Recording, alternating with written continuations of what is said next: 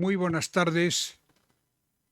Bienvenidos al Ateneo de Santander, donde esta tarde tenemos la conferencia de un periodista, Alfonso Masoliver, con un tema que, además de tener el interés en sí mismo de conocer la situación de África, tiene otro componente que es de máxima actualidad ahora mismo en España y en Europa, como es la inmigración africana, una visión para dos continentes.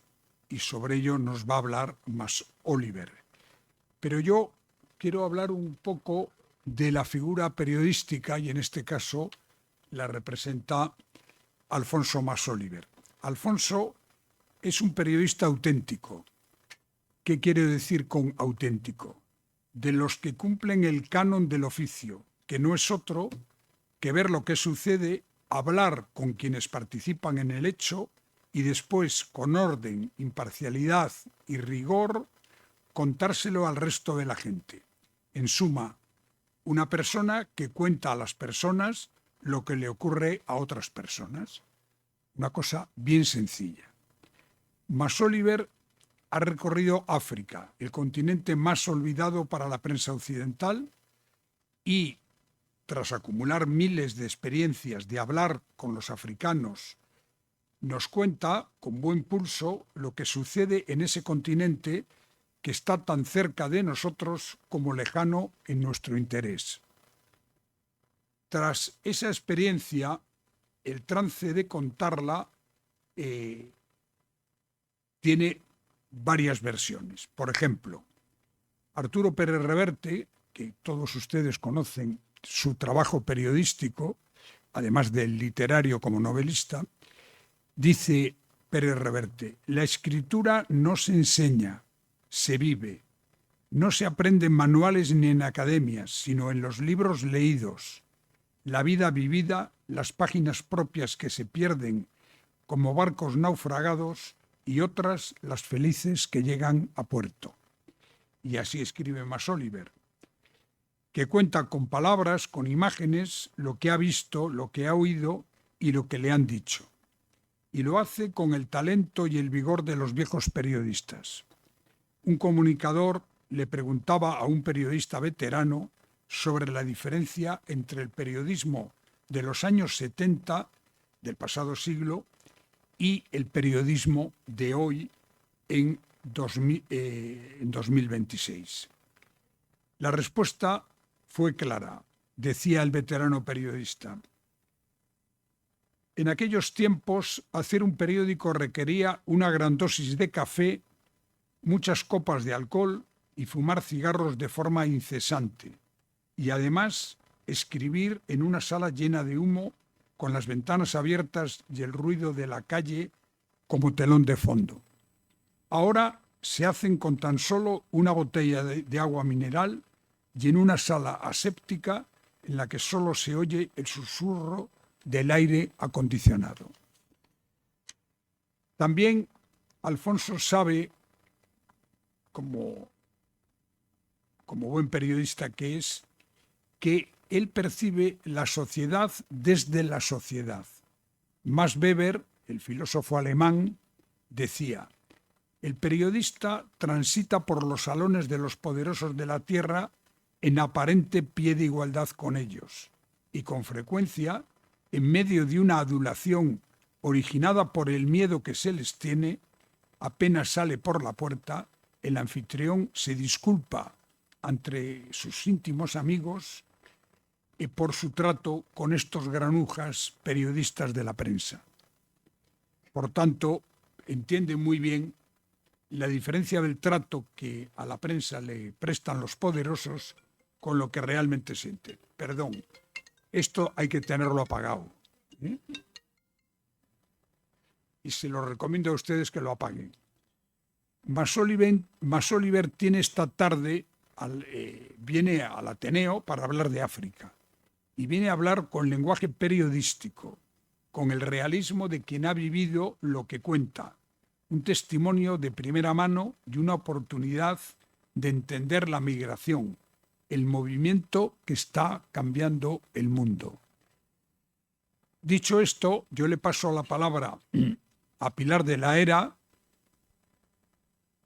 que está en la Junta Directiva del Ateneo de Santander y que va a presentar lo que es la propia figura de Mas Oliver como periodista y como persona. Así que, adelante. Pues muchas gracias, presidente. Yo simplemente voy a completar, pero mínimamente buenas tardes a todos. Muchas gracias por venir. Muchas gracias también a Alfonso, por supuesto. Y yo simplemente voy a completar, nada, pero mínimamente, porque nosotros hemos venido todos a escuchar a Alfonso, con lo cual esa es la mejor tarjeta de presentación. Alfonso, además de todo lo que ha señalado él, además de periodista, en primer lugar, no puedo ser objetiva, puesto que es amigo de mi hija y tanto él como su mujer, con lo cual me resta un poquito de imparcialidad. No obstante, yo creo que es una persona joven, comprometida con su tiempo. Y yo cuando he pensado en lo que es, bueno, en primer lugar, es acuariano. Entonces, esto es un plus.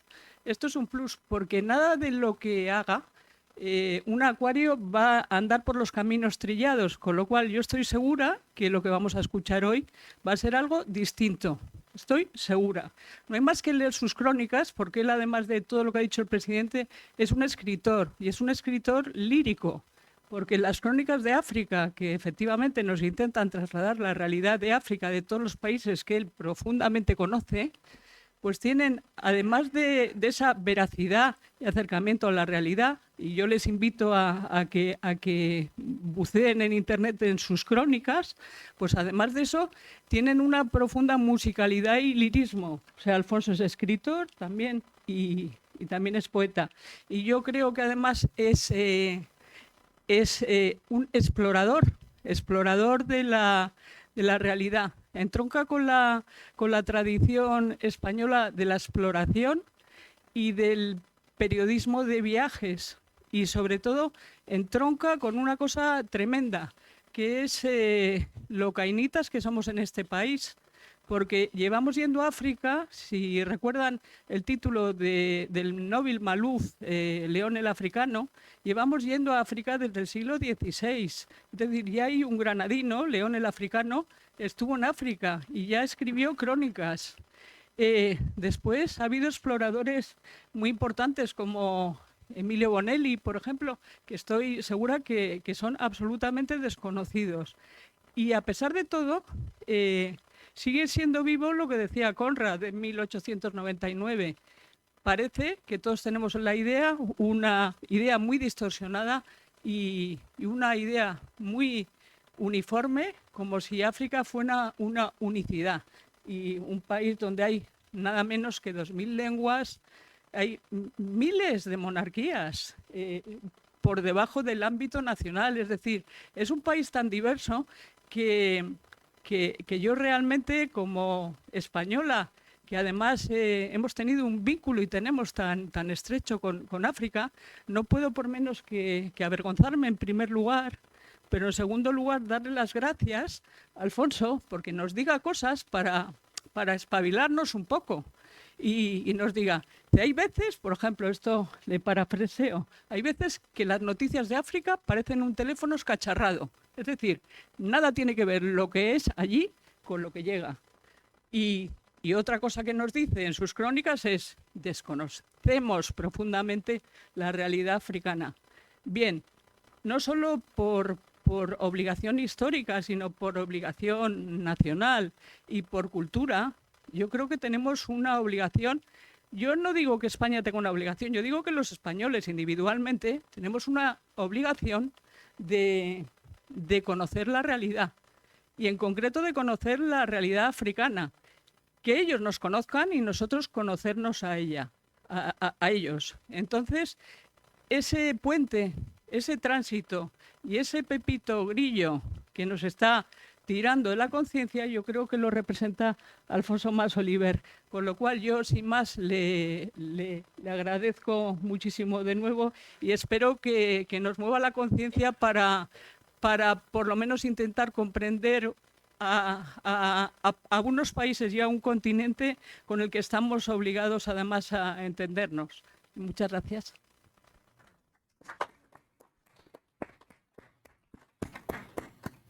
Bueno, muchas gracias por la presentación, la verdad, me lo voy a creer. La próxima vez que me peguen unos tiros me acordaré de este momento y me acurrucaré más tranquilo. Yo creo que todo lo que habéis dicho es cierto. Hay falta de información. No hace falta entrar en si es falta de información deliberada o si es una ignorancia accidental, que digamos. Pero al final lo pongo ahí con el título de la ponencia, ¿no? Inmigración africana más allá del titular. Porque cuando nosotros miramos la inmigración africana, generalmente los titulares son los mismos. Número de llegadas a Canarias, Canarias. Hablamos también de delincuencia, criminalidad, porque cuando miramos la inmigración africana, lamentablemente, la miramos desde Europa. Parece que no somos conscientes de que tiene un lugar de origen. Entonces, cuando nosotros miramos la inmigración solo desde Europa, lo que estamos haciendo es taparnos un ojo, porque no estamos viendo la inmigración en África y, por lo tanto, no tenemos una visión completa.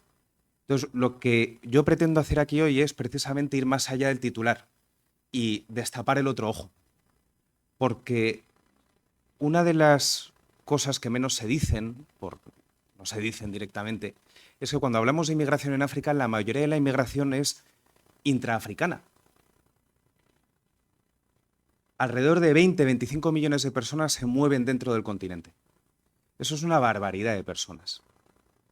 La inmensa mayoría, repito, no vienen a Europa, se mueven dentro del continente africano. Entonces, si nosotros queremos entender la inmigración africana, repito, tenemos que entenderla en África, porque estamos hablando de inmigración africana. Y luego ya podemos extrapolar a Europa. Nuestros dirigentes, principalmente en Europa, saben esta realidad y vamos a hablar de ella más adelante. Pero también caemos en otro error, que es que cuando decimos la palabra inmigrante, engloba muchas cosas. Una persona que viene de Mali, que llevan en guerra desde 2012, no viene aquí a España por los mismos motivos que un senegalés. El senegalés es un inmigrante económico. En Senegal no ha habido golpes de Estado en toda su historia. No ha habido guerras civiles en toda su historia. Por lo tanto, cuando un senegalés viene aquí a España, viene en busca de una vida mejor. Es una apuesta económica. Es un adulto que toma una decisión que puede salir bien o puede salir mal. Y eso los españoles lo sabemos bien, porque también nosotros hemos sido y seguimos siendo en ciertos casos migrantes económicos. Pero el que viene de Mali viene para sobrevivir. Entonces, cuando nosotros cogemos y metemos realidades tan dispares en una sola palabra, ya partimos de un error muy difícil de solucionar. Yo hoy voy a hablar muy poco de la inmigración africana en Europa. Voy a hablar más de la inmigración en África. Y luego ya veremos cómo proyecta en Europa.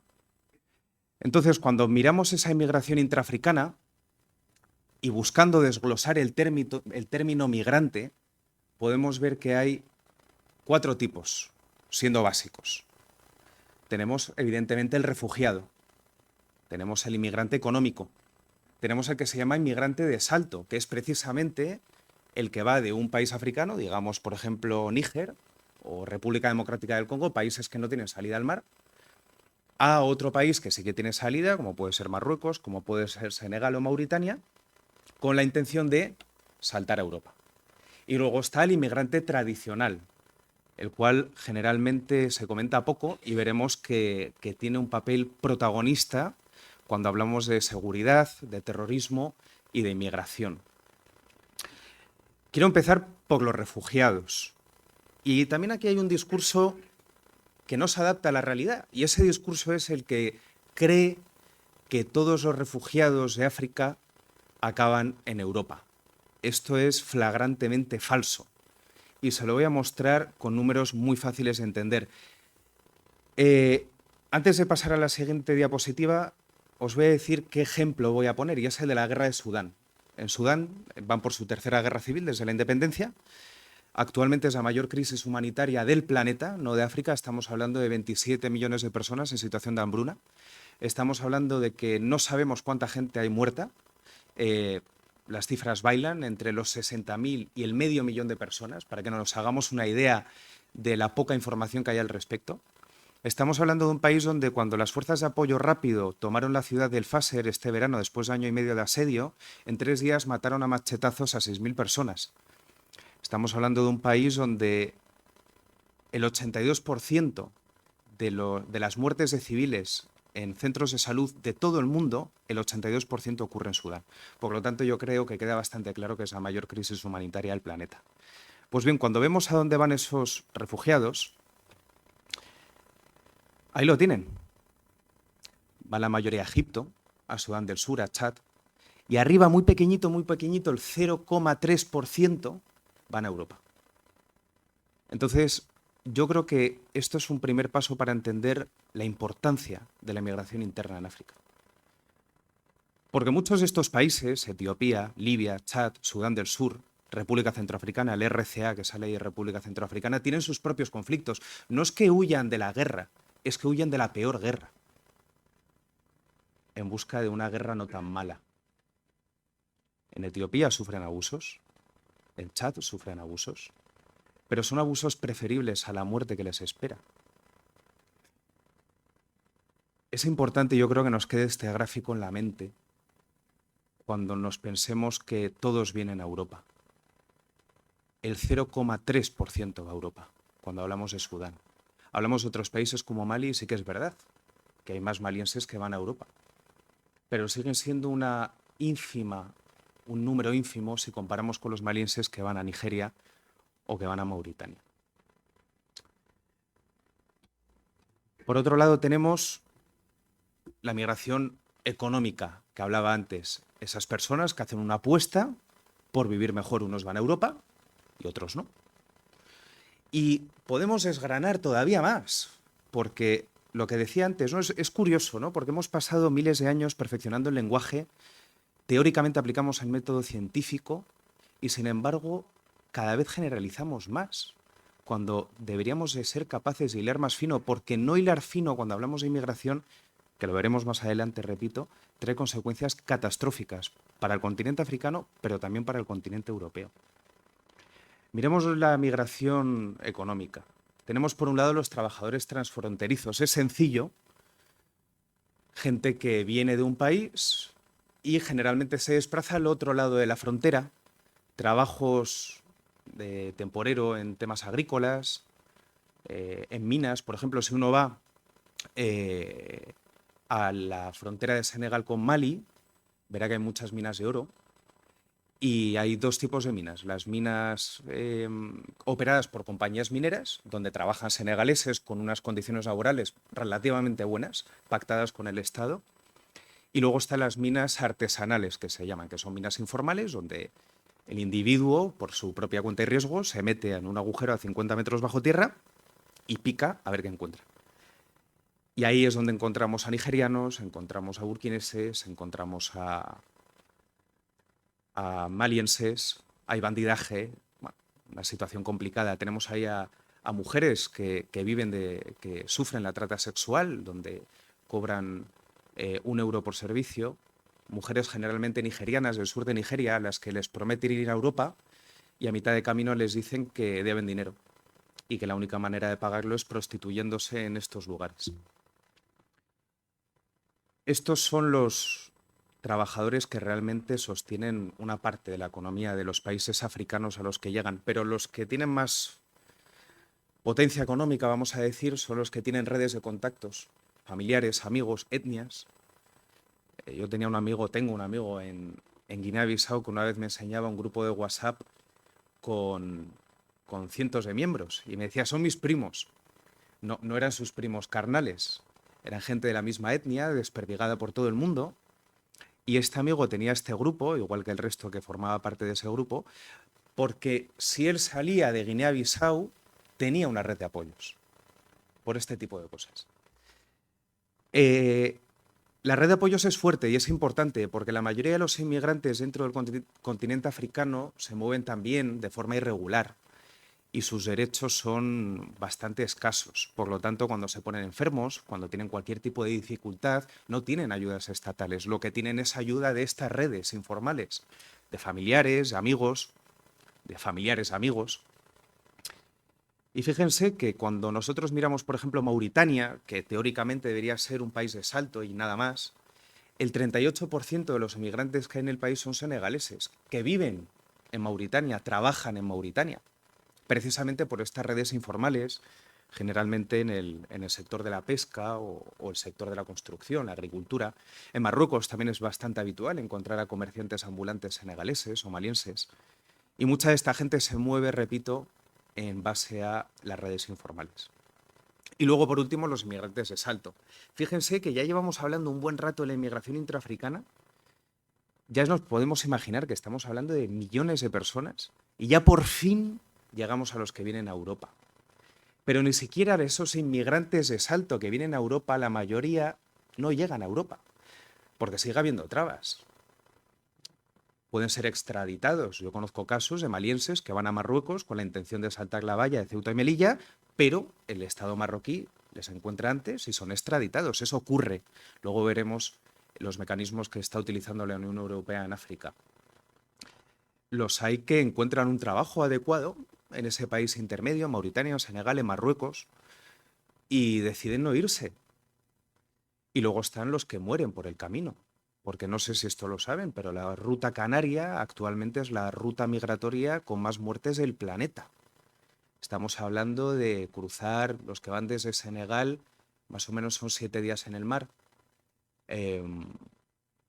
Los sistemas de navegación son nulos. Una vez estaba en San Luis, en el norte de Senegal, y había un cayuco varado en una playa, que era como una ballena de madera. Y este cayuco tenía su propia historia. Había salido de Gambia, que es un pequeño país encajonado en mitad de Senegal. Y después de estar 8 días navegando, vieron unas luces y fueron hacia ellas. Y desembarcaron, y habían desembarcado en Senegal. Habían estado dando vueltas durante 8 días. Estas cosas ocurren continuamente. Y luego hablamos de la migración tradicional. La migración tradicional es muy importante porque yo no estoy de acuerdo cuando se dice que es un fenómeno migratorio. Fenómeno implica excepción. Fenómeno implica que es algo poco común. No es ningún fenómeno la migración en el continente africano. Hay millones de personas cuya base cultural está basada en la movilidad. Aquí he puesto 3 ejemplos, pero les voy a hablar de otro bastante importante que no lo he puesto, que son los bantúes. Los bantúes es un pueblo originario en lo que hoy sería Nigeria y Camerún, que dominaron relativamente pronto el hierro. Y este dominio del hierro les permitió desarrollar un sistema agrícola bastante potente en el año 1000, 2000 a.C., y hubo una superpoblación que obligó a una serie de desplazamientos porque no cabían, básicamente. Claro, el controlar el hierro les facilitaba mucho estos movimientos. Uno, porque podían domar más fácilmente esos nuevos territorios en los que se asentaban, y porque evidentemente les permitían domar también, por ponerlo suave, a aquellos que se resistían y que ya vivían allí. Bien, los bantúes que vivían en, repito, Nigeria, Camerún, acabaron en Sudáfrica. Y en el caso de los bantúes, la movilidad no está vista como algo peyorativo, no está visto como una huida de la pobreza, es un símbolo de poder. El bantú se mueve porque tiene poder y se puede mover. Miramos los tuareg, los famosos hombres azules. Se les llama los hombres azules porque generalmente llevan un turbante azul y con ese cubren el rostro. No lo utilizan solo por la arena, lo utilizan también porque ese turbante es su frontera. Cuando una persona vive en el desierto y su movilidad es absoluta, su frontera con el mundo es esa tela. El nombre con el que se le conoce en Europa de forma coloquial al tuareg no existiría sin su tradición móvil. Él mismo no podría sobrevivir en las duras condiciones del desierto si no fuera por la movilidad. Los Peul, también conocidos como Fula o como Fulani, dependiendo del país, no son 4 gatos, son aproximadamente 40 millones de personas distribuidas en 12 países de África Occidental, aunque ahora se está moviendo también un poco al norte del Congo. Y hay de todo tipo, ¿no? Los hay vendedores de cigarrillos, los hay agricultores de algodón, pero su tradición original, y la que siguen mucho, sobre todo en Nigeria, por ejemplo, es itinerante, son ganaderos. Ellos se mueven en función de las lluvias, en función de las sequías, en busca de pastos. Seguro que muchos de ustedes han oído hablar del genocidio cristiano en Nigeria y del asesinato de cristianos en Nigeria. No voy a entrar en ello, pero sí que les diré que cuando hablamos de muerte de cristianos en Nigeria hay 2 zonas con 2 actores distintos. Una cosa es el norte, donde está Boko Haram, el Estado Islámico, grupos terroristas, y otra zona es el centro del país, donde no se trata de un tema exclusivamente religioso, es un tema principalmente motivado por el control de tierras, donde los habitantes tradicionales, vamos a decir, de esa tierra, que son los Bero Milostiv, son de tradición agrícola, fueron cristianizados durante el colonialismo, mientras que hay otro pueblo que está bajando, porque hay sequías en el norte, que es de tradición musulmana y que son los Fula o los Fulani. Repito, 40 millones de personas. Su identidad, nuevamente, está basada en la movilidad. En este caso, para que coma su ganado. Si el fulani no se puede mover, su ganado no puede comer. Y si su ganado no puede comer, él tampoco. Y buscará alternativas económicas, no necesariamente legales, como vamos a ver más adelante. Y luego, por ejemplo, están los Tutsi, que quizá algunos de ustedes se acuerden del genocidio de Ruanda, donde los Hutus masacraron a los Tutsis. Bien, pues los Tutsi son también un pueblo móvil, porque también son ganaderos. Y actualmente hay un grupo armado en el este del Congo que se llama el M23, cuya excusa para esparcir violencia es precisamente salvaguardar los derechos de los Tutsis. Evidentemente el objetivo de fondo es el control de recursos, ¿no? Pero tenemos a grupos armados a día de hoy con un poder increíble. Yo he estado en el este del Congo, yo he estado en territorios ocupados por el M23, yo he estado con dirigentes del M23, he escuchado sus discursos, he visto el terror en los ojos de sus víctimas, he visto a sus propias víctimas, y estamos hablando de niños incinerados. Todo esto lo provoca la movilidad. Si no la entendemos, no entendemos África. En Europa se sabe, una cosa es el titular, una cosa es lo que nos cuentan, y otra cosa es lo que se sabe. Y se sabe que la base de la inmigración africana está dentro del continente. Entonces, bueno, lo que ha hecho Europa es establecer el concepto de la frontera avanzada, frenar en origen. Tiene lógica. Cuando nosotros nos preguntamos por qué había soldados españoles en Mali, es precisamente ese concepto de frontera avanzada. Antes del que el terrorismo islámico llegue a Cádiz o a Sicilia, vamos a frenarlo en Mali. Pues lo mismo ocurre con la inmigración. Y los países principales, vamos a decir, donde se establece este concepto de frontera avanzada y se meten recursos económicos, son los que ponen ahí, ¿no? Mauritania, Senegal y Marruecos, cada uno con sus características. Mauritania no es necesariamente un país, o sea, pocos mauritanos vienen a España. La mayoría de la gente que sale de Mauritania es de fuera de Mauritania, mientras que países como, por ejemplo, Senegal sí que tienen bastante inmigrante que viene a España. Pero si nosotros preguntamos a la mayoría de los senegaleses que vienen aquí, la mayoría vienen de las zonas costeras.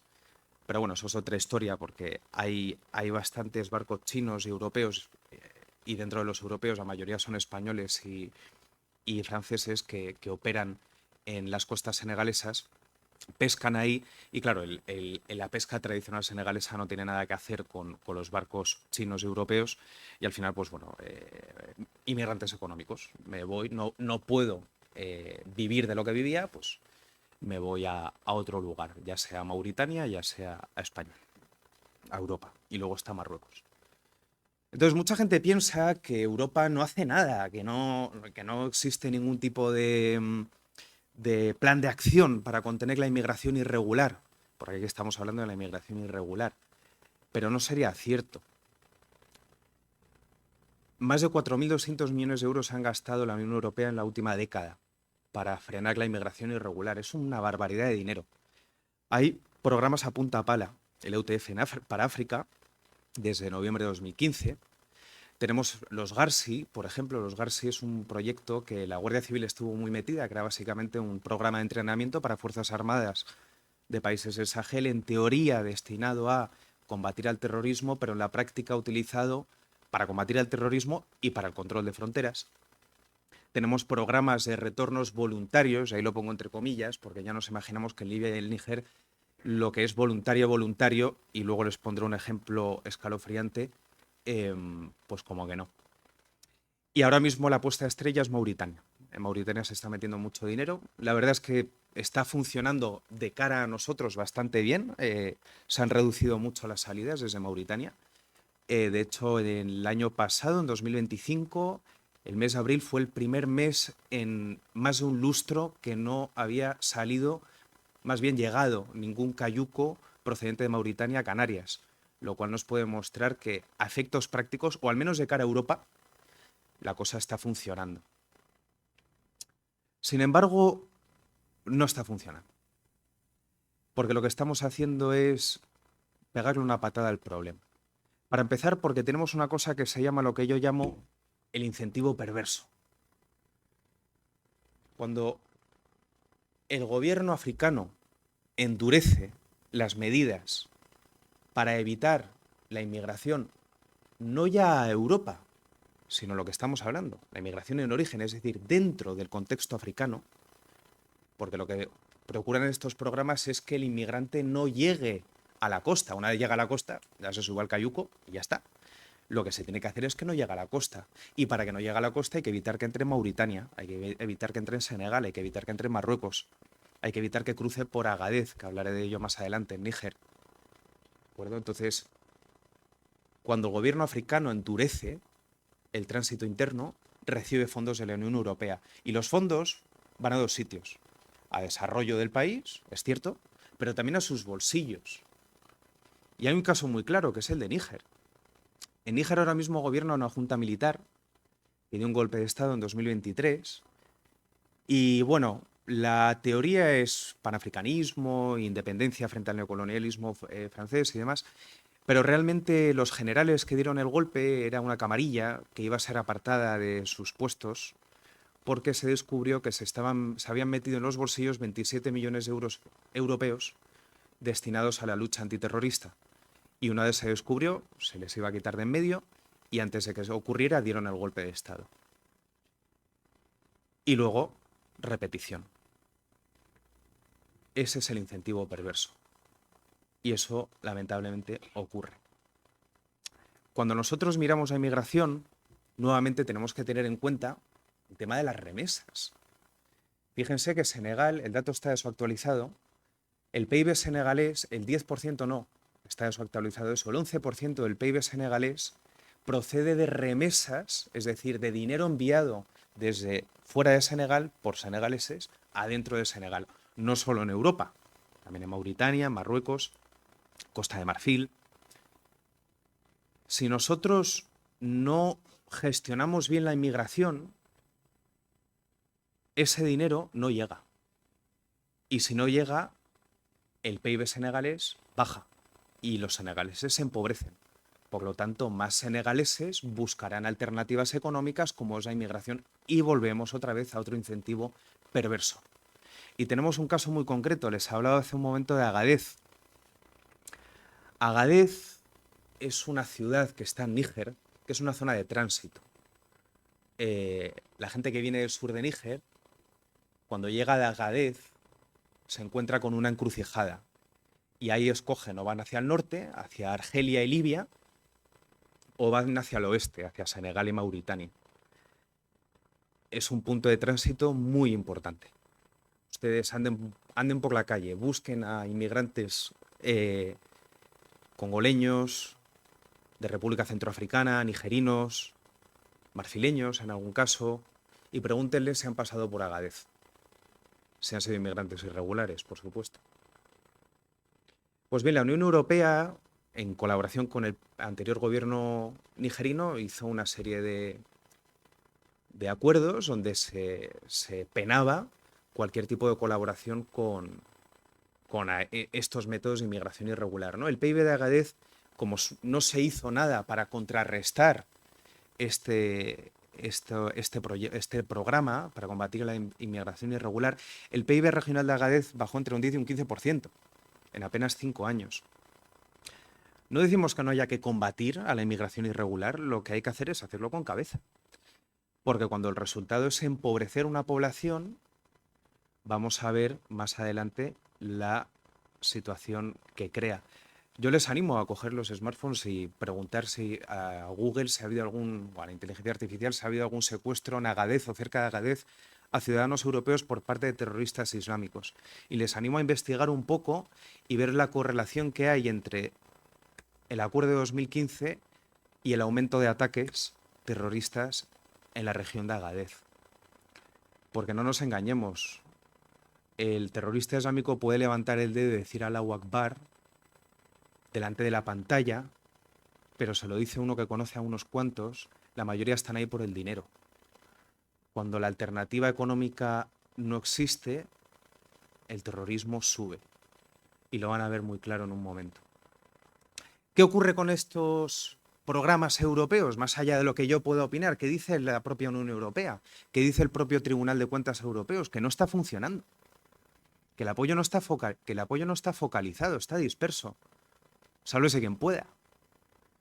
Que los logros están sobreestimados, y eso es muy común, tanto por parte de las ONGs que hay sobre el terreno como por parte de los gobiernos africanos. Si tú dices que no funciona, la pasta no llega. Por lo tanto, hay que decir que funciona. A ver quién es el listo que se va a Agadez, a ver si funciona o no funciona. A ver quién se va a Mopti. A ver quién se va al desierto del Sáhara a preguntar, oye, ¿está funcionando la cosa? Pero no está funcionando. Y lo dicen los que ponen el dinero. Y los derechos humanos, que no se respetan. Les dije antes que les contaría algo escalofriante. Antes de que gobernara Meloni en Italia, a mí me contactó un cónsul español y me dijo, Alfonso, tienes que investigar esto. Y me echó un cable. ¿Y qué es esto? Pues bien, los italianos, para frenar la inmigración, llegaron a un acuerdo con los tuareg. Los tuareg, que ya hemos hablado de ellos, de su movilidad por el desierto, de su dominio de la frontera del Sáhara. Y el acuerdo consistía en que fueran los tuareg los encargados de coger a esos inmigrantes que desde Agadez subían hacia el norte y desde Mali, y les metían en lo que se conocía como granjas, que es básicamente jaulas. Y cada X tiempo iba el representante de los italianos, contaban cuántos subsaharianos habían capturado los tuareg y en función al peso se les pagaba. Nada garantizaba, por supuesto, que los tuareg no secuestraran a gente de piel negra de la zona, les metían en la jaula y le decían al italiano, no, este es un inmigrante. Y les metían en jaulas. Repito, esto antes de Meloni lo quitó. Una vez hecho el pago, pregunta al tuareg, oye, ¿qué hago ahora con esta gente? Y le decía al italiano, ¿y a mí qué me cuentas? Pero claro, comprendemos que el tuareg no le da un bocadillo al marfileño y le devuelve a su país. Lo que hacía el tuareg era llevarla a Libia. Y en Libia se les vendía de esclavos para trabajar en las minas. Una persona cuesta 100, 120 euros más o menos para trabajar en minas libias. Les extrañaría cuántos inmigrantes que hay en Italia, principalmente, han pasado antes por las minas libias. Suelen trabajar unos 5 años de esclavos y luego les dejan irse. Cuando hablamos de derechos humanos sin abordar, hablamos de este tipo de cosas. No hablamos de, relativismos morales y demás. Estamos hablando de meter a seres humanos en jaulas y luego en minas como esclavos. Esto pagado por Italia durante 2 o 3 años, porque poco después de empezar llegó Meloni. Pero esto es lo que hace no hacer las cosas bien. Les hablaba antes de ese crecimiento, ¿no? de la violencia. Les ponía el ejemplo de los tuareg y de los peul, que tienen una cultura móvil y generalmente no vienen a Europa, generalmente no, prácticamente ninguno. No sé cuántos de ustedes han conocido a un inmigrante tuareg en Santander o en Madrid, no lo van a encontrar. No tienen ningún interés en ir a Europa, su interés es moverse dentro del continente africano, pero su cultura empezó antes de que hicieran fronteras. Y ahora hay fronteras. Y esas fronteras, con el dinero europeo, están cerradas. Y cuando nosotros miramos el FLA, que es el Frente de Liberación de Azawad, un grupo armado que opera en Mali, que hace 2 semanas conquistó la ciudad de Kidal, cuando nosotros miramos el Junim, que es la filial de Al-Qaeda en el Sahel, que ahora mismo, a día de hoy, en estos momentos, ha asediado Bamako, que es la capital de Mali, un asedio de combustible y un asedio de alimentos, y que, bueno, seguro que han visto lo que está pasando en Mali, la inmensa mayoría de sus combatientes son Peul y son Tuareg. Algunos por motivos ideológicos, los Tuareg tienen una rama secesionista con respecto a Mali, los Peul son la etnia más islamizada de África Occidental, pero muchos otros por motivos económicos, porque cuando tú no puedes mover tu ganado, o cuando tú no te puedes mover por el desierto, necesitas dinero. Y te viene el tío del Junim y te dice, mira, yo te doy dinero fijo todos los meses y encima te voy a dar un bonus cada vez que vayas a ver a la familia. No coger eso cuando la alternativa es estar tirado en la calle es de tonto. Y yo estoy seguro de que muchos de nosotros, si tuviésemos 20 años y no tuviésemos otra alternativa, independientemente de nuestra religión, nos lo pensaríamos. Y eso está ocurriendo ahora mismo. Pueden ver cómo se retroalimenta todo. La Unión Europea llega a un acuerdo mal gestionado, mal hecho, reconocido por la propia Unión Europea, que perjudica a las comunidades locales, que las empobrece, que crea tensiones políticas, precariedades económicas, que lleva, por supuesto, a que un mayor número de personas busquen migrar y que otras cojan las armas, lo cual provoca más inestabilidad. Y eso es un círculo vicioso y eso es lo que estamos viviendo. Entonces podemos llegar a la conclusión de que no es que Europa no haga esfuerzos, es que está haciendo los esfuerzos incorrectos. Porque cuando yo me siento con el embajador de España en Nigeria, cuando yo me siento con políticos y les intento convencer de que hacen las cosas bien, la política pesa más. La política pesa mucho en un tema que no debería ser político, porque es social. Pero bueno, ¿hay soluciones? Sí, yo tampoco, no me gusta ser de los periodistas y sobre todo cuando tengo libertad de hablar de los periodistas que lo único que hacen es criticar, porque evidentemente hay soluciones, o al menos hay métodos más sanos. No vamos a parar en la inmigración irregular, no va a pasar. Lleva existiendo desde tiempos inmemoriales. No va a pasar, o al menos mientras vivamos los que estamos en esta sala. Pero podemos mejorar la situación. Por ejemplo, haciendo 2 preguntas. ¿A dónde van y por qué? Porque ahí ya empiezas a ver si es un inmigrante por tradición, si es un inmigrante económico, si es un refugiado, si es un inmigrante de salto, preguntando a dónde van y por qué. Preguntas sencillas que puedes hacer en un puesto de control en Mauritania. Porque frenar la inmigración irregular hacia Europa tiene sentido, dedicarle a los recursos tiene sentido. Pero aplicarlos a la movilidad interna africana está creando un problema grave. Un problema grave. Meter los recursos donde toca. Yo me pateo Mauritania de arriba abajo. No les puedo decir qué cantidad de controles hay entre Rosso, que es la frontera con Senegal, y Nuakchot, que es la capital. Muchísimos. Y no digamos ya de Nuakchot, que es la capital, a Nuadhibou, que es de donde salen la mayoría de los cayucos. Pero sin embargo, cuando nosotros miramos a los guardias civiles que hay en Mauritania, porque hay guardias civiles en Mauritania, son 4 gatos que hacen un par de patrullas por la tarde, alguna que otra noche por turnos, están con unos visores nocturnos de los años 90. Hablamos de que se han metido 4.200 millones mínimo de euros en este tema.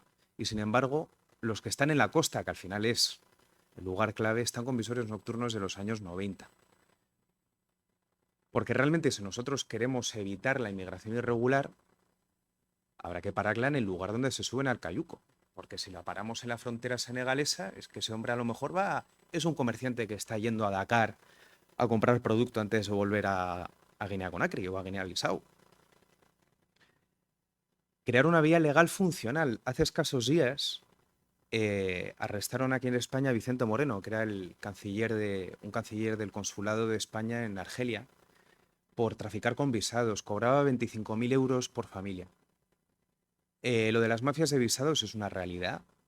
Hay mucha información al respecto, no se hace nada. La mafia de visados funciona de tal manera. Hay un intermediario entre el consulado y el que se quiere ir a Europa. Y ese cobra aproximadamente 1.000 euros por persona para conseguirle el visado por medio de sus contactos, que no es un contacto africano, es un contacto español, francés, italiano. Y ahí consigue el visado.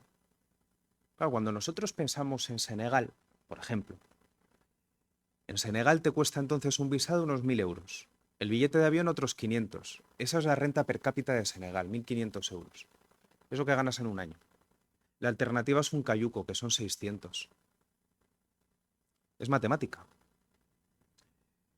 Pero no se está haciendo absolutamente nada para evitar lo de las mafias de visados. Y hay gente que está ganando mucho dinero, como nuestro amigo Vicente Moreno, que veremos si acaba en la cárcel o no. Pongo ahí repensar el aviso a salvamento. Una cosa que ocurre, no existen. Es mentira lo de los barcos nodriza en el Mediterráneo. No hay barcos nodriza en el Mediterráneo. Lo que hay es un sistema concreto. Y ese sistema es el siguiente. Cuando sale un cayuco, los patrones, que es como se llaman quienes organizan el viaje, que por cierto son patrones de pesca, que lo que hacen es que cuando el cayuco está viejo, lo revenden, entre comillas, llenándolo de inmigrantes y mandándolo a Canarias, ¿vale? Los patrones avisan a ONGs, generalmente europeas, que están en el terreno en Senegal, y les dicen, oye, que ha salido un cayuco de San Luis hasta ahora. Y esa ONG llama Salvamento Marítimo, le dice, oye, que ha salido un cayuco de San Luis hasta ahora. Y Salvamento Marítimo hace su trabajo, que es rescatar a gente que está en un cascarón en el Atlántico. Evidentemente no hay que dejar de rescatar a la gente que está a la deriva en el mar. Pero el inmigrante sabe esto, sabe que, o se le dice al menos, que se le va a sacar del agua antes de que el barco se hunda. No es verdad. Y por eso es la ruta migratoria más mortífera del planeta. Pero esta falsa sensación de seguridad crea un efecto llamada. Hay que repensar la colaboración entre las ONGs y los patrones. Habla ahí de concienciar con códigos culturales. Muchísimos africanos que llegan a Canarias no saben que están en una isla. No lo saben. Se creen que están en la península. Nadie se lo ha dicho. Muchísimos no saben que es muy probable que mueran por el camino o que les extraditen de Marruecos. La falta de información que tienen los inmigrantes subsaharianos sobre el camino, el éxodo que van a recorrer, es brutal. Y eso es tan fácil como informar. Generalmente lo saben los mayores, porque los mayores conocen más casos de fracaso. Pero los jóvenes, que son los que vienen, no lo saben. Y por último, identificar el neocolonialismo plural. Se habla mucho de, no, como nosotros les robamos, como nosotros les expoliamos, nosotros nos lo comemos, ¿no? Y es un argumento absolutamente falaz, ¿no? Porque dice, no, es que como les hemos robado a los africanos, pues ahora entonces pues nos toca tragarlo. Sí, pero no. Sí, porque les hemos robado. Y sigue existiendo neocolonialismo, sobre todo en casos franceses o en casos españoles. Se ha hablado de la pesca en Senegal. Investiguen sobre el delta del Níger y el petróleo que se saca de allí, que va a España en gran parte, y que es un desastre medioambiental brutal. España no se libra, ¿eh? Pero hay nuevos agentes. Está China, está Rusia, está Emiratos Árabes Unidos. China lo que hace es construir infraestructura barata y de mala calidad a cambio de recursos y está expoliando el continente a muy bajo precio y creando pobreza. Emiratos Árabes Unidos está financiando, ¿recuerdan cuando les hablaba de esos 6.000 muertos en 3 días? Quienes masacraron a esas 6.000 personas están financiados por Emiratos Árabes Unidos y es público, ¿eh? No es una cosa mía. Emiratos Árabes está financiando a los que están reactivando el genocidio de Darfur, provocando violencia y desplazamientos. Y Rusia da mercenarios, que los mercenarios traen violencia, no seguridad, a cambio de oro, barato. Por lo tanto, sí, es verdad que hay agentes neocoloniales europeos, pero también hay agentes neocoloniales no europeos. Y cuando nosotros miramos los datos de inmigración africana en China, son paupérrimos. Cuando vemos los datos en Rusia, más de lo mismo. Alguna beca por estudios. Y es verdad que en los países árabes hay más inmigración, pero ahí lo hacen bastante bien, porque lo hacen por contrato. Contratan en origen, que se puede hacer, ¿eh? Aquí no se hace, porque aquí se premia el sufrimiento. Aquí lo que se hace es poner todas las complicaciones, como han podido ver a lo largo de esta charla, todas las complicaciones posibles para que el africano llegue a Europa. Mueren por el camino a miles, miles. Se les meten en las granjas, se les lleva de esclavos a las minas. Y el que en estos juegos del hambre consigue llegar a Europa, se le premia, se le regulariza. En lugar de ir a origen y contratar en origen, que es lo que hacen los árabes. Ya está. Porque no se trata de combatir la inmigración, se trata de combatir la inmigración irregular. Y no ya por nosotros, sino por pura humanidad. Y con eso termino.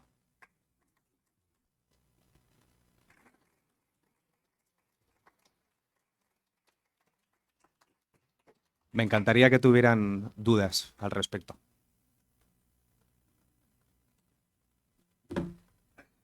Muchas gracias, Alfonso. Y ahora, eso sí, van levantando por favor la mano y para formular preguntas que...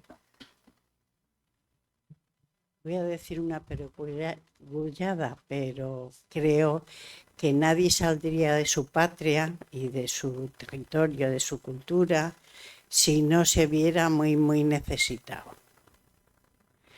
Ellos no pueden querer salir en principio de su África porque es su tierra, es su familia. Es difícil ponerse en esa situación y gracias por la charla.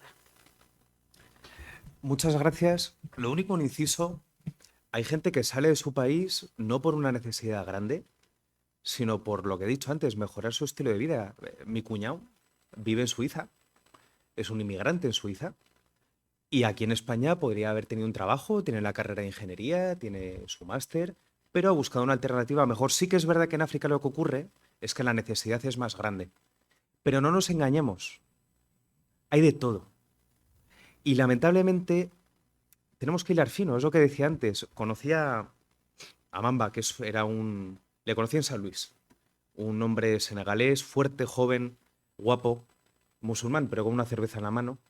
Y le conocí de fiesta. Él era fontanero. Y se quiso ir a Europa. Se fue a Europa. Yo le decía, Mamba, no te vayas, que no vas a estar mejor. Aquí tienes tu cervecita, tienes a tus ligues, tienes tu fiesta en San Luis con tu reggae. En Europa lo vas a pasar mal. Y acabó recogiendo fresas. Y me escribía, estoy mal, estoy mal. Te avisé, amigo mío. De hecho, bueno, el pobrecillo tuvo una apendicitis. O sea, le vino una detrás de otra al pobre, ¿no? Pero por eso es importante ver de dónde viene. Pero gracias.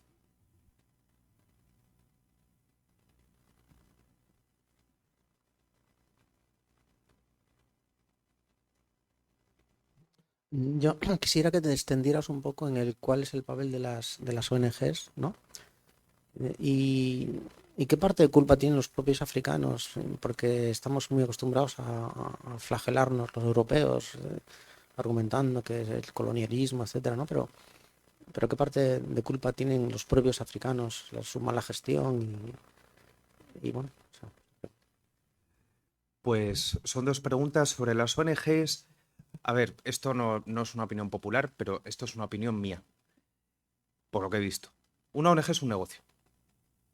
Hay gente que vive de ello. No, la palabra negocio no es necesariamente peyorativa. Simplemente hay gente que vive de ello.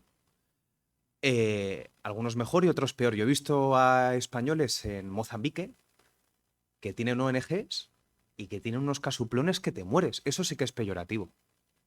Ahora bien, mi amigo Ricardo, que trabaja para una ONG española en Guinea-Bissau, que es el ejemplo que ponía antes con el grupo de WhatsApp, es un hombre fantástico, que hace muchísimo bien por su país y trabaja en una ONG. Entonces, bueno, pero es un negocio. Y hay gente que gana mucho dinero. Entonces, si el país fuera bien, si la gente fuera bien, no haría falta. Pero no nos equivoquemos pensando que la ONG solo está en el continente africano, porque también están en Canarias. En Canarias la gestión de los centros de acogida de los inmigrantes, la mayoría no los lleva el Estado, los llevan ONGs. ¿Por qué? Eso es un problema, efectivamente. Entonces, yo la verdad busco liar fino, y hay ONGs que me encantan, pero hay muchas otras que tendrían que estar fuera del mapa. Y luego, respondiendo a lo de la culpa, la palabra culpa a mí no me gusta, ¿eh? Me gusta la palabra responsabilidad, porque aquí todos somos adultos funcionales. Nosotros los europeos tenemos una responsabilidad, pero efectivamente el africano también. Mamba, que ponía ahora de ejemplo, él no tendría que haber ido a recoger fresas y a vivir peor. Él tenía una responsabilidad.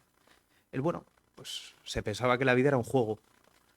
Está la responsabilidad individual, el tomar la decisión y decir, ¿debo de quedarme en mi país construyéndolo y evitando que siga yéndose a la deriva? ¿O debo de irme por una serie de razones? Pues porque para llevar las remesas a mi familia o porque me da la gana o lo que sea. Hay una responsabilidad individual grande del africano que tiene que hacérsela mirar completamente. Porque la victimización del africano no le va a llevar a nada. Y luego, por supuesto, los gobernantes. La corrupción es galopante y es terrible. Para mí hay 3 problemas en el continente africano. Uno es, sobre todo, el pasado europeo. Otro es el presente neocolonial, que ya hemos hablado que hay muchos actores más allá de Europa. Y el tercero es la corrupción de sus gobernantes, que es espantosa. ¿Podemos dejar el neocolonialismo? ¿Podemos borrar ese pasado? Obviamente es muy complicado, pero aún así quedaría la corrupción. Y aún así seguiría habiendo miseria, completamente.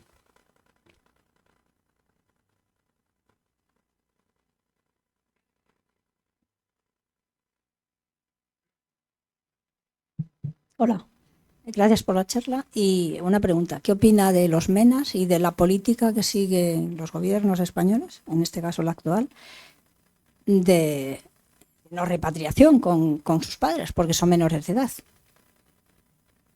Ahora, el tema de los MENAs es delicado. La mayoría de los inmigrantes llegan sin pasaporte. Entonces ya es complicadillo saber qué edad tienen realmente. Pero vamos a imaginar que son los MENAs de verdad, los que realmente son menores. ¿Por qué están aquí? Mucha gente habla de forma equivocada de eso, de no, están en edad militar y como que si vinieran aquí a conquistarnos, ¿no? Realmente es lógico que vaya el más joven, porque el más joven tiene más recorrido laboral. Y es lógico que sea hombre, porque se sabe, en África se sabe, que el inmigrante no viene aquí para trabajar en Deloitte, viene aquí para hacer trabajos físicos. Por lo tanto, un hombre joven es la mejor opción. Un hombre joven de 17 años también, porque oye, ¿por qué no? La familia generalmente mete dinero para el viaje, ya hemos visto que son viajes caros. Entonces, cuando miramos al MENA hay que entender que el MENA puede ser un activo económico útil. Hombre, cuando el MENA está aquí para vivir de lo que se le paga, pues evidentemente no es un activo útil. Pero si se le pone en marcha, si se hacen programas de integración, si se le hace formación profesional, el MENA va a recibir en positivo y la sociedad española también. ¿Por qué no hay repatriación? Porque hace falta ese MENA para trabajar aquí. Es así. Uno puede estar en contra de la inmigración, vale. Pero yo creo que estamos todos de acuerdo y además Cantabria es un perfecto ejemplo de que España, la población española autóctona, vamos a decir, está envejeciendo. Por lo tanto, necesitas mano de obra joven. Por lo tanto, necesitas al MENA. Y repatriarle no es tan fácil tampoco porque no hay acuerdos de extradición. Y eso no es una cosa unilateral. Es decir, España no puede decir, ah, pues mira, voy a repatriarles a Senegal. Es que con Senegal no hay acuerdo de repatriación. Entonces, cuando el avión va a llegar a Senegal, Senegal, que es un estado soberano, nos guste o no, Senegal le dice, oiga, es que usted no puede aterrizar este avión porque no le doy permiso. Y el problema con la repatriación es ese, que no hay acuerdos de extradición, no los hay. Entonces, no se puede repatriar legalmente, no es posible. Por eso hace un par de años había un follón con un cayuco que había encontrado la Guardia Civil y le querían bajar en Mauritania y los mauritanos dijeron que no y el cayuco se fue a Canarias. Porque Mauritania tampoco tiene acuerdos de extradición con España. Y Mauritania es un estado soberano. Y bueno, pues lo hacemos por la fuerza. Bueno, sí, podemos saltarnos el Estado de Derecho. Pero yo creo que no es la alternativa. La alternativa para mí, y esto vuelve a ser una opinión personal, es coger al MENA, formarle en dos cosas, en una profesión y en una integración cultural, porque el MENA viene de un entorno cultural muy distinto al nuestro y tiene que saber cómo funciona España. Las cosas no funcionan como en Senegal, amigo. Si tú has venido de Senegal a España, tienes que vivir como, tienes que entender cómo funcionan los códigos y se puede hacer, porque él no ha venido aquí a delinquir. Él no ha venido aquí a vivir de las pagas. Él ha venido a trabajar, porque cuanto más trabaje, más dinero gana. Y cuanto más dinero gana, más va a mandar a casa, que es por lo que está. Gracias.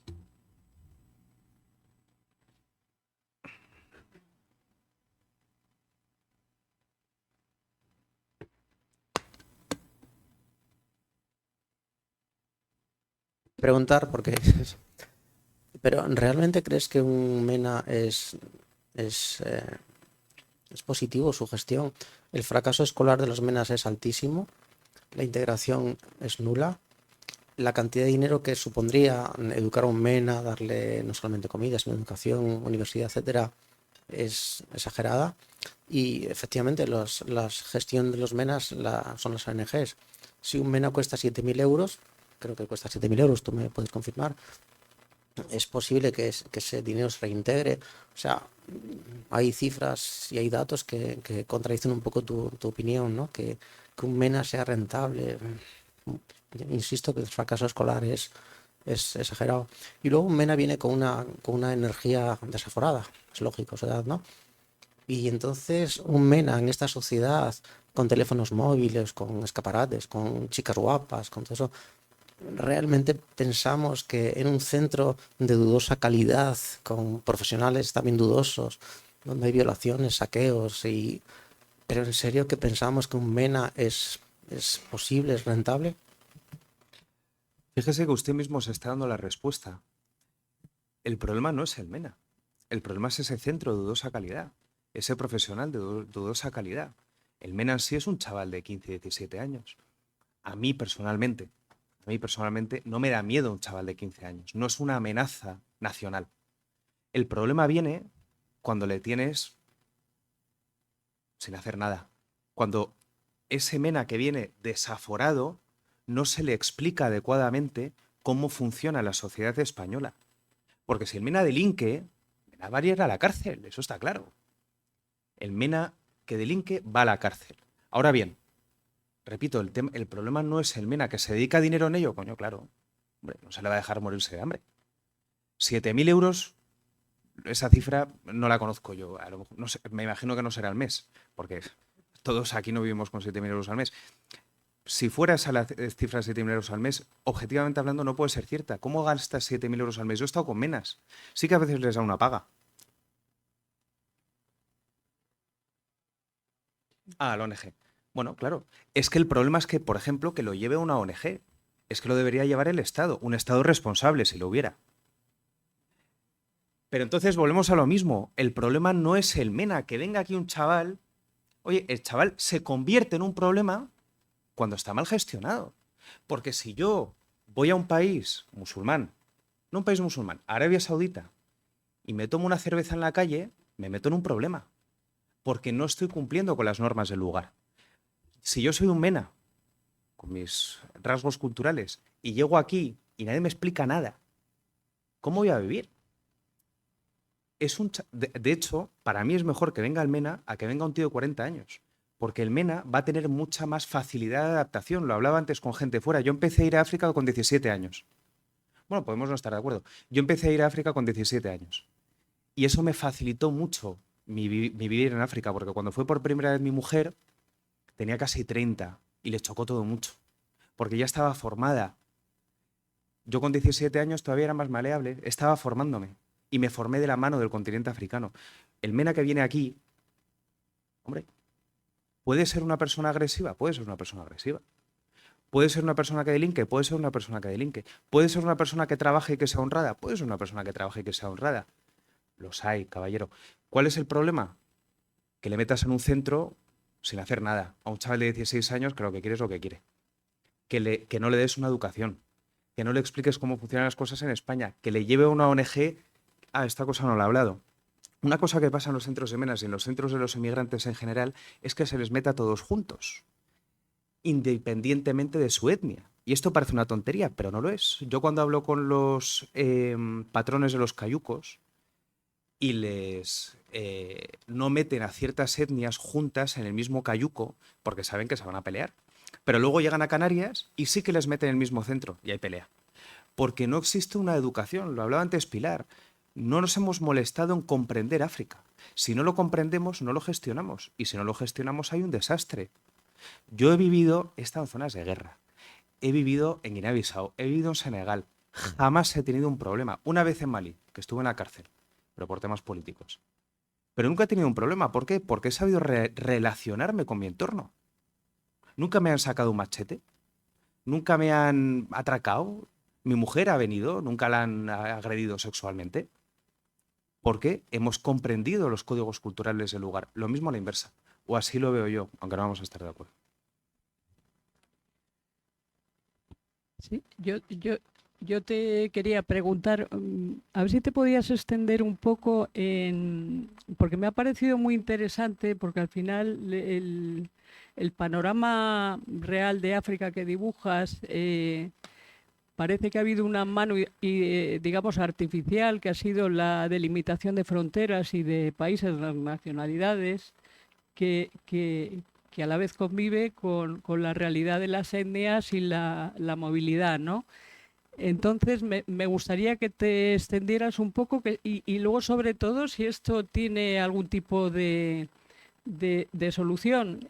Es decir, el senegalés se reconoce como senegalés, como su patria, el de Mali reconoce Mali, o realmente lo que reconoce es que es de esta etnia o de esta otra etnia y entonces no se reconoce de ningún país, porque eso, claro, es un problema de fondo gordísimo. Pues muy buena pregunta, ¿no? Depende un poco del caso. Nosotros le preguntamos a un separatista catalán si se siente español y no se siente español. O le preguntamos a un vasco que formase parte de ETA, no se siente español. Entonces, los movimientos separatistas realmente son internacionales, son globales, o sea, existen en todo el mundo. El caso africano es que generalmente el separatismo viene acompañado de una identidad étnica. Bueno, es su mecanismo, su forma de separatismo. Los Tuareg tienen su separatismo, en Biafra, que es en Nigeria, los Igbo tienen su separatismo, los Yoruba en Nigeria también. Bueno, hay muchísimos separatismos. ¿Es un problema? Sí. Es un problema porque la mayoría de los africanos, sobre todo cuando salimos de las capitales, en las capitales el sentimiento nacional es bastante fuerte, pero porque la capital tiene recursos. Pero cuanto más nos alejamos de la capital, menos recursos hay destinados a esas zonas. Y peor lo pasan, por lo tanto existe un abandono estatal, que es real. Hablamos de la corrupción de antes. Es real la desidia de los gobernantes. Oye, mira, Dakar, si uno va a Dakar, Dakar es una ciudad que dentro de lo que cabe va bastante bien, pero si bajamos al sur, a Casamanza, en Casamanza los recursos, las carreteras son un desastre, los recursos sanitarios, escolares. Y qué casualidad que en Casamanza hay un movimiento independentista. Por cierto, muy asociado con Cataluña, pero eso es otra historia. ¿Por qué es un problema? Porque cuando tú preguntas, repito, fuera, lo primero es la familia. Lo siguiente es la comunidad más próxima. Tu poblado, tu pueblo, tu barrio. Lo siguiente es tu etnia. Y lo siguiente ya es tu nación. Y a veces va antes ser africano que tu propia nación, el concepto del panafricanismo, ¿no? Entonces son estados tan débiles que por eso tenemos también muchos conflictos, porque muchos conflictos son precisamente por falta de identidad estatal. Sudán del Sur se separó de Sudán del Norte por un tema de identidad estatal. Eritrea, Azawad, en el norte de Mali. Acabo de hablar del tema de Casamance. Hay incluso, bueno, en Etiopía, por ejemplo, es un caso muy curioso porque Etiopía es un país que no fue colonizado. Lo invadieron los italianos muy poquito tiempo, pero no recibió no vivió un proceso colonial y es de hecho un estado bastante antiguo. Cuando nosotros pensamos en los emperadores de Etiopía estamos hablando de las primeras etapas del medievo, ¿no? Y sin embargo tenemos ciertas etnias, los Amara, los Tigranios, los Omoro, que están a tiro limpio entre ellos. Ahora mismo los Amara tienen las guerrillas Fano, que están a tiros. En Tigray hubo una guerra de 2 años con 500.000 de muertos. Es Entonces, incluso más allá del colonialismo, de lo que hayamos podido hacer o no, tenemos países donde no ocurre esa injerencia occidental, vamos a decir, y sin embargo nos encontramos con esos problemas, ¿no? ¿Cuál es la solución? Pues nadie la sabe. Porque tampoco puedes dividir África en 20.000 estados. Porque habría estados riquísimos y habría estados que no tendrían nada. Y al final habría conquistas, lógicamente, y más violencia, ¿no? Entonces, lamentablemente es un tema muy complicado eso. Bien, y yo otra cosa que no me resisto a preguntarte, aunque te estoy haciendo preguntas muy genéricas y no debiera, tú si quieres, pues concreta o céntrate en algún país, ¿no? Pero me pareció muy curioso una crónica que escribiste sobre un poco cómo se estructura el poder en África, ¿no? Desde la base, ¿no? Incluso alguna mención que hiciste a cómo se imparte justicia, ¿no? Casi de forma consuetudinaria o verbal. Me recordó alguna institución también española muy antigua, ¿no? Casi el Tribunal de las Aguas, por ejemplo, ¿no? Que casi había sentencias verbales y que se reconoce la autoridad, ¿no? Del rey o del brujo, ¿no? Entonces, digo, en el ánimo de acercarnos a esa realidad, a ver si nos puedes explicar un poco cómo funciona. Bueno, volvemos a lo de antes, ¿no? A la autoridad estatal. Cuando la autoridad estatal se va diluyendo a medida que te alejas de la capital, surgen nuevos actores. Por ejemplo, el Junim, este grupo terrorista que opera en Mali, es una autoridad. Ellos, de hecho, juzgan, median en conflictos y, de hecho, esto es una de las cosas que les facilita a ellos ganar adeptos, ¿no? Más allá de la economía que hablaba antes o de la religión, porque dice, mira, el Estado no está, ni se le espera. Tú cuando tienes conflictos no estás recibiendo la justicia que crees que deberías de tener, pues aquí vengo yo y yo reparto justicia. Yo medio en tus conflictos. Yo protejo tus intereses. Y eso cala. Y eso tiene bastante tirón. Más allá de actores armados, están las autoridades tradicionales. La autoridad tradicional funciona bien en ciertos aspectos.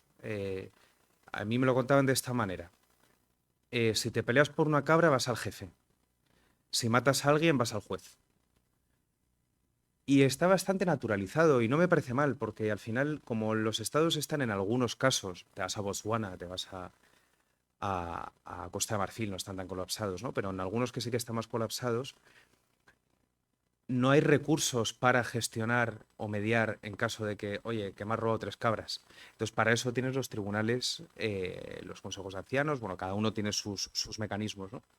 Que lo que hacen es precisamente eso, impartir justicia, aliviando de cierta carga al Estado. Entonces, es negativo en el sentido de que el Estado ni está ni se le espera y por lo tanto el Estado es débil y por lo tanto se facilita la entrada de actores armados o de diferentes tipos de caos, pero a la vez tiene una parte positiva que es precisamente dar esa, que es más inmediata, ¿no? Dar una justicia más inmediata, más cortoplacista.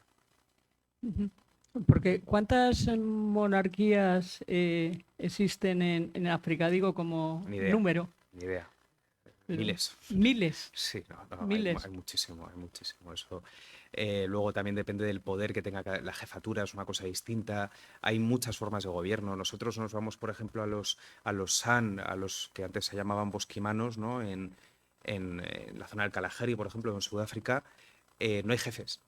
No existe la figura del jefe. Lo que el jefe es dependiendo de la acción que vayas a hacer. Entonces, si tú vas a cazar, el mejor cazador de tu comunidad es el jefe de la caza. Si tú vas a recolectar, a buscar agua, pues el que mejor sepa los sitios donde está el agua es el que dirige eso. Entonces no hay una autoridad central. Lo que hay es, entonces hay muchos tipos de gobierno. Eso, la antropología política en África es muy, muy compleja y muy interesante. Una pregunta. ¿Qué valores compartimos, por ejemplo, porque casi podemos ponernos de acuerdo que en Europa tenemos algunos valores, ¿no? Que podríamos ponernos de acuerdo en cuáles son, ¿no? Probablemente.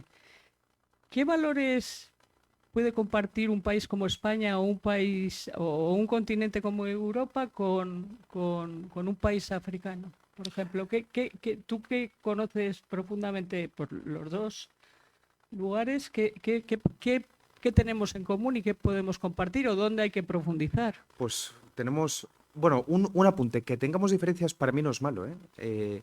Una persona de derechas, una persona de izquierdas en España también tiene diferencias, o un vasco y un andaluz, ¿no? Pues se ve un poco peyorativo la diferencia, ¿no? Cuando, mientras no sea agresiva o no condicione, ¿no? La libertad de uno termina donde empieza la del otro, ¿no? Mientras no incumpla esa regla. Pero cuando hablamos de similitudes, pues muchas. Para empezar, todos somos seres humanos y por lo tanto nos empujan las mismas necesidades básicas. Todo el mundo quiere un bienestar social, todo el mundo quiere a su familia, todo el mundo busca salud económica, todo el mundo busca salud a secas. Esos son realmente los motores del desarrollo. La ideología política o la ideología religiosa son mecanismos creados por el hombre para empujar ese desarrollo, pero las bases que desean ese desarrollo y que finalmente lo consiguen, las compartimos entre todos, la ley natural. Yo, personalmente, muchas veces me siento con malienses y veo que tengo más cosas en común con ellos que con un... ¿Cómo se llaman estos? Los que les gusta... Los que se tiñen el pelo de negro y se ponen pálidos. Un gótico. Yo tengo más cosas en común con mi amigo Abdullah que con un gótico. Y eso que no rezamos a la misma religión, ¿eh? Y uno se extrañaría. Luego hay cosas que, claro, en Europa tenemos tantas culturas distintas ahora, ¿no? Hay gente que está a favor de la homosexualidad, por ejemplo, y gente que en contra. Yo se lo digo a la gente que apoya a Vox, le digo, pues mira, si tú supieras la cantidad de cosas morales que compartes con un musulmán, porque yo cuando le digo a Abdullah lo que es el cambio de género, Abdullah se escandaliza. Abdullah dice, pero bueno, ¿esto qué es? ¿Qué degradación moral es esta? Cuando yo le digo a Abdullah que en España los hombres se pueden casar, a Abdullah se le cae el té al suelo. Entonces, habría que ver, ¿no? Preguntando a quién. La gente confunde mucho el progresismo, ¿no? El progresismo africano no es lo mismo que el progresismo europeo. Kadim, un amigo, por ejemplo, que es pintor, artista en Senegal, que es progresista, vota al partido más progresista, el PASTEF en Senegal. Kadim es profundamente homófobo y profundamente musulmán. Y es progresista y viste muy guay, ¿eh? Y tiene su Instagram y tiene amigas europeas y etc.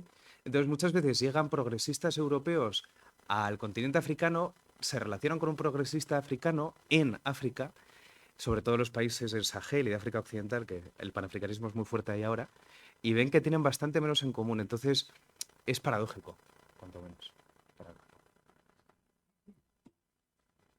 Muy bien. Pues si no hay ninguna pregunta más.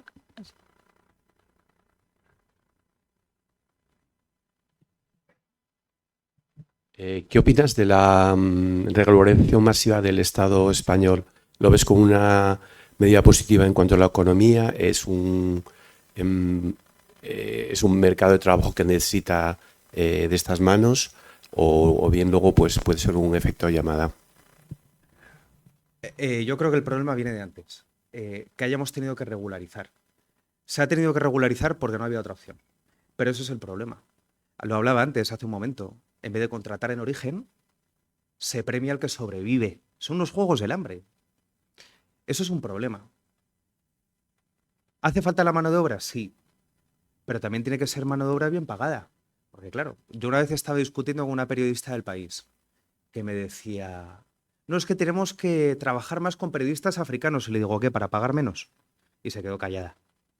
Muchas veces, no siempre, se busca el trabajo con el inmigrante no por amabilidad, sino por una cuestión económica. Porque el senegalés que cobra 1.500 euros en su país al año, le ofreces 800 al mes aquí y está encantado. Pero el español no. No se trata de que no venga el senegalés, se trata de que hay que enseñar también al senegalés a que pida lo que se merece. Porque así el senegalés tiene lo que merece y el español no tiene una competencia desleal. Eso es mi opinión. Repito, ¿la regularización en sí es mala? No, no ha habido otra. Porque tenemos 25 años de malas políticas. Y volverá a haber otra regularización, ¿eh? Volverá a verla, porque lo que he contado ahora no se va a hacer.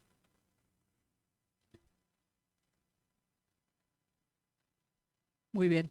Pues yo creo que muchísimas gracias. Te agradecemos enormemente la charla, que yo creo que ha sido muy clarificadora, ilustrativa y que hemos aprendido un poco. Así que muchas gracias.